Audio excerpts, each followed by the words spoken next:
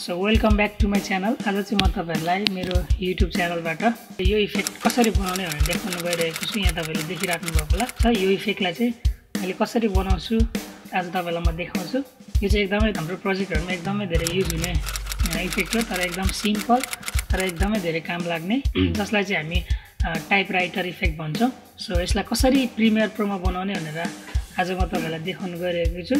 So आउनुहोस् premier प्रोमा हामी जाउँ। यहाँ मैले प्रिमियर प्रो खोलिरहेको छु मेरो।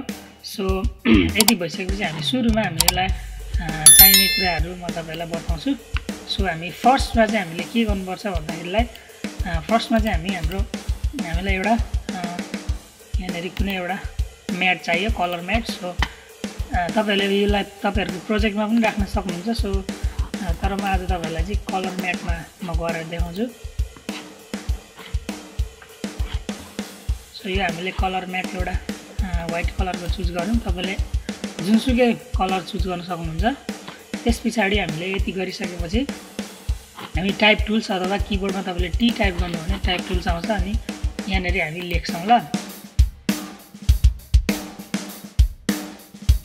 यति लेखेपछि तपाईले यहाँनेरि यसको सबै कुरा भेट्नुहुन्छ। म यो बारेमा बताउँदिन। यसलाई कसरी पोजिसनिङ गर्ने, फन्ट साइज देखि लिएर सबै कुरा यहाँनेरि तपाईले यो साइड यो प्यानलबाट तपाईले मिलाउन सक्नुहुन्छ।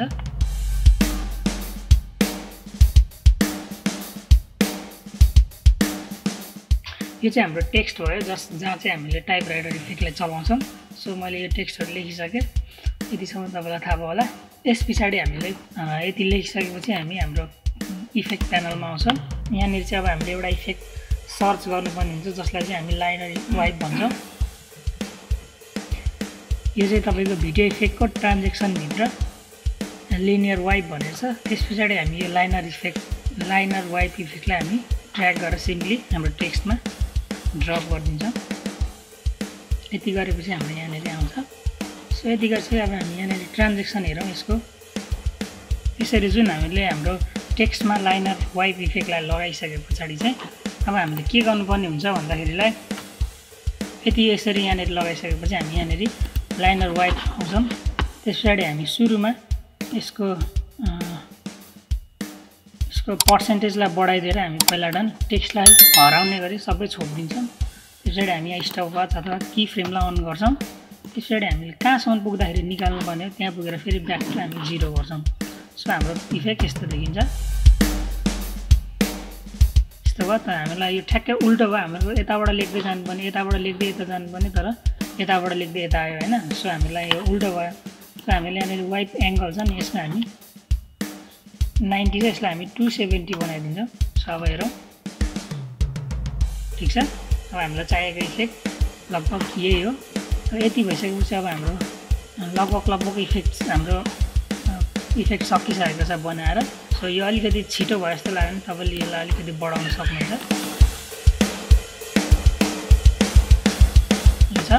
यति गरिसकेपछि अब हामीले के गर्नुपर्ने हुन्छ भन्दाखेरिलाई यति गरिसकेपछि हाम्रो इफेक्ट त सकिएको हो, यति नै हो बनाउनु पर्ने। तर हामी यहाँनेरि एउटा फेरि हामी हाम्रो एउटा कलर म्याट लगाएर अब एउटा थोरो इफेक्ट क्रिएट गर्छौं। ब्ल्याक कलरकै गरेँ मैले। सो यो आयो। यसलाई हामी हाम्रो सबैभन्दा माथिको लेयरमा राख्छौं। त्यसपछि हामी यसको साइजलाई घटाउन बढाउने गर्छौं। तर यो स्केल घटाउनु बढाउनु भन्दा पहिला हामी यहाँनेरि यसको युनिफर्म स्केल भन्ने चाहिँ यसलाई हामी यो राइटलाई हटाइदिन्छौं। सो यसको अब हामी यसलाई थोरै त्यो गरिसकेपछि अब हामीले यसको कन्काउन कुच्याउन हामीलाई चाहे जसरी गर्न मिल्छ। सो हामीले यसलाई यसो गर्दै लैजाउँ।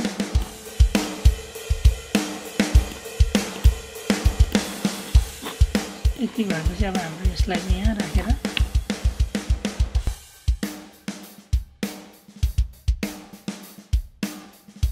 हुन्छ है।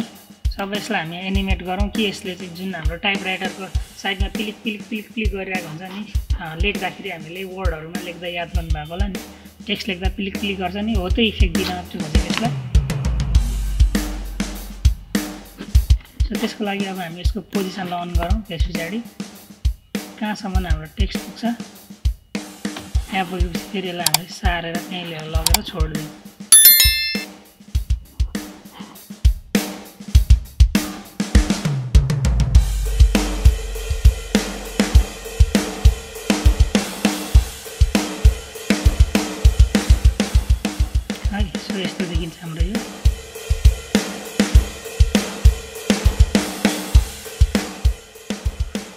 गयो भने चाहिँ अब हामी यस्तो की फ्रेम मिलाउन सक्छौँ है।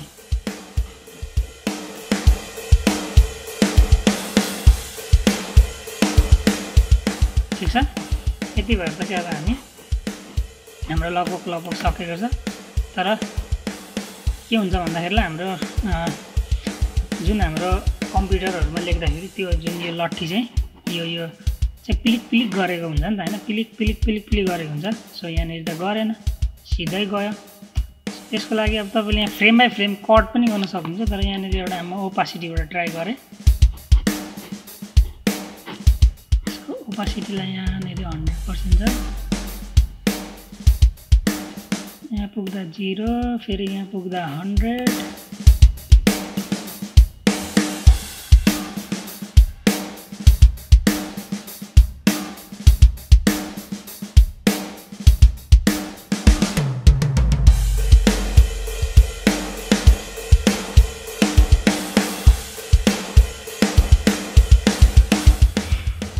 ओके, ठिक छ। आज हामीले बनाउन खोजेको इफेक्ट यति नै। यति गरिसकेपछि तपाईको टाइपराइटर इफेक्ट बनिएको छ। सो हामी यसलाई एकचोटि हेरौँ।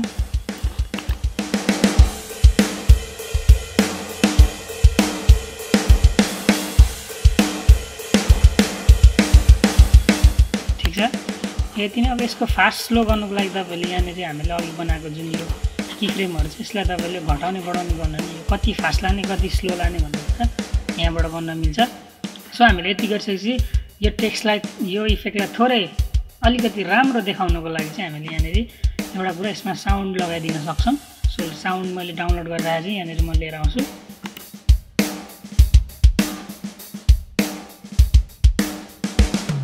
यसरी हामीले यहाँनिर साउन्ड राख्दिन सक्छौं ल।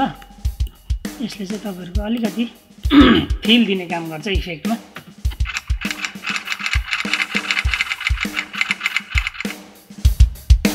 ठिक छ,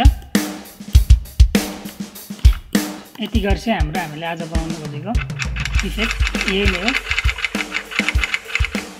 सो तपाईलाई भिडियो राम्रो लागेमा मेरो च्यानललाई सब्स्क्राइब गर्न नबिर्सिनु होला। साथै यही भिडियोलाई लाइक शेयर कमेन्ट पनि गर्न सक्नुहुन्छ। आजको ट्युटोरियल छोटो ट्युटोरियल यति नै छ।